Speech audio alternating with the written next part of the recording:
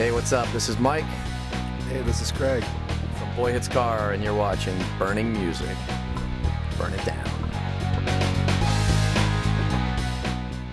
Hi, this is Nadia, and I'm sitting next to. This is Craig. This is Mike. So, it all started in 1993. Who are your influences, and how did this all started? It started me and a couple friends that I grew up with, and we kind of used to go to shows together, you know, like hardcore and crossover shows back in the day, like metal shows and hardcore, and we had a kind of, when we were teenagers, we had like a slightly crossover hardcore punk band, and then the drummer left, and we decided that, or I wanted to do something a little different, like kind of combined heavy music but with really kind of trippy elements thrown in. So our influences, really what we set out to do was kind of meld like Jane's Addiction and Helmet. That was like a mashup, and try to create something out of those sounds, like really drop tune, riffy, but then really kind of, you know, we're all from Southern California, so kind of blending in our vibe and our lives in SoCal and kind of the beach and, you know, that whole aspect of it. Yeah, so that's the best shortest description I could kind of give you. I mean, as well as like Middle East, there's some Middle Eastern flavor as well, but you know, like Ali Akbar Khan and Ravi Shankar and, you know, Sarat and sitar masters, and as well as tabla players and stuff that we got into as well a little later. But it was just kind of wanting to combine heavy music with kind of world flavor as well. So yeah, that was the goal. You get all that? Yeah. She'll let it No worries. She's an editor. All right. Right. Your debut album took a while to release, My Animal. How come? Well, it was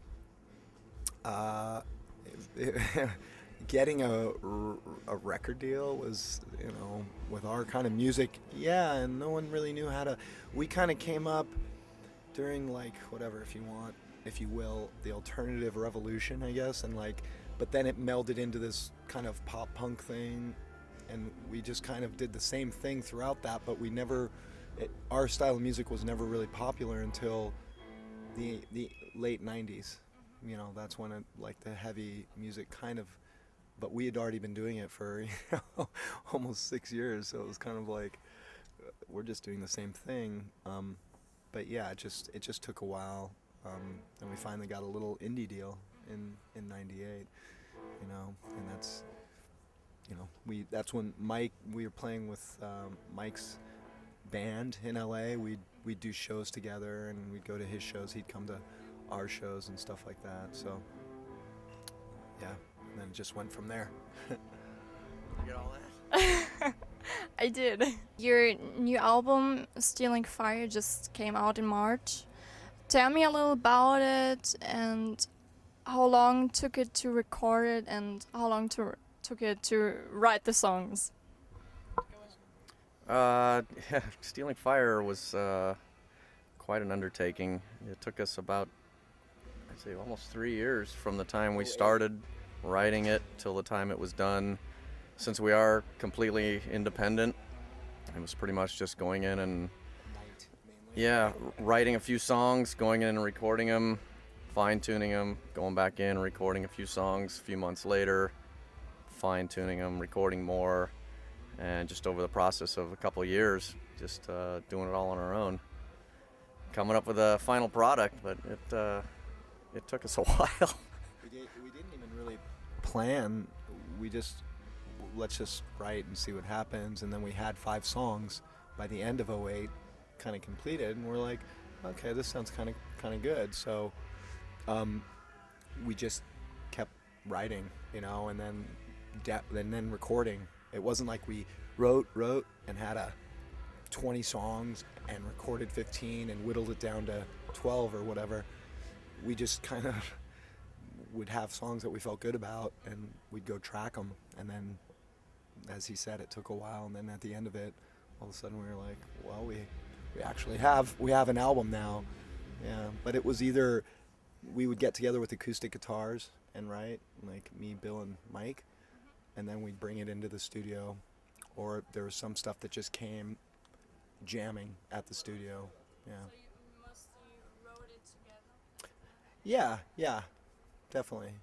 You know, for the most part, there was songs, there was riffs he had, there's riffs Bill had, there's riffs I had, and we'd get together and, like I said, mainly with acoustics and kind of go through it and kind of arrange it roughly and then bring it in, you know, a lot of times. And then sometimes we'd just be at the studio and Johnny would throw down a beat and, you know, sometimes stuff we just start going that way. Yeah, I like freestyle. It's a big mashup of shit. But it turned out okay. Can you cuss? Say bad words? Oh, I guess it is the web. It's the internet. It's the internet. Yeah. Fuck yeah. What's your favorite song of the album? My favorite song, wow,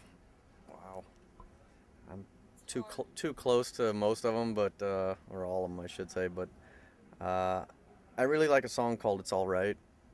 It's actually a song that Craig wrote that he brought in, and we all kind of jumped on, and just had a really cool vibe to it that I really dig, and I think stands out on the record. And on the opposite end, I really like a song called "Metaphor," which is pretty slamming. My favorite song. Okay, good. Yeah, I think I'm an old punk rock guy, so I really like the upbeat, high energy shit, and so that's always a favorite of mine. Ooh, it's a hard one. I think I'm gonna have to say the last track, "Rhythmical Gestures," just because it's like I've always, you know, being a huge fan of bands like The Doors and Jane's Addiction and, you know, Zeppelin and whatnot, and always wanting to have a song that was like a complete total journey that just took you through all these peaks and valleys in one track. That was always something I wanted to do, and I think we nailed it. Like for Boyhood's Car, I think we did it, and I'm like, that's like an achievement, I guess. Yeah. Will there be a video for a single? We're actually in the process of making a video for a song called "Dreams," which, as you can see, my hand is fucked up from riding my skateboard through the video right before we came here. And so yeah, hopefully when we get back from Germany, we'll have a video ready. So that'll be the first one off of it. So look for "Dreams." Yeah, we did kind of just a homemade kind of. Johnny just threw together a bunch of live footage and outtakes and backstage stuff for the song "One Kiss Away," just as kind of a fun little thing, promo thing. But an actual video, conceptual video, is "Dreams." And like Mike said, we're independent, so obviously we have no budget. So a friend was like, "Hey, I'll do it for free." So yeah, we're excited to see. It's like kind of we wanted to incorporate our life in Southern California and like what we do with music and as well as our lifestyle. So it's exciting. Yeah, I think it'll be cool. Yeah, I think you'll like it. I think you're gonna like it. Yeah. You're gonna wanna come to California. Why don't you see it? What's your favorite show or festival you ever played?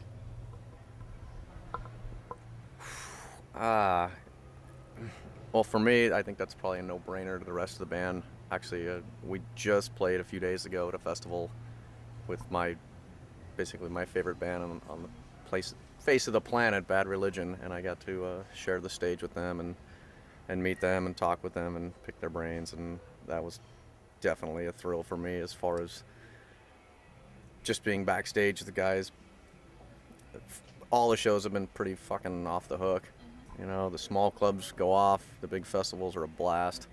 So it's we have a great time on every show. So I really couldn't pinpoint one specific one because they've all been really fucking great. Germany's very good to us. Great energy here, amazing crowds. They are so receptive to us, and we so feed off of that. So go Germany, yeah. Viva Deutschland. Yeah. Yeah, I would concur with what Mike said and add. Many years ago, about 10 years ago, we did Rock am Ring and Rock am Park, and yeah, and that was pretty amazing. Just, I mean, we were the second band up on the main stage on one, and the first band on one, but it was just the fact to be this little band from Southern California, and then walk out into a soccer stadium and be like, it was just, yeah, it was just like, whoa, okay, But yeah, we did Tabertal and Open Flare 3 years ago. Those were amazing. We're looking forward to those again. And like he said, Serengeti and Dijkbrand were great as well. And so we got a few more. Looking forward to them all.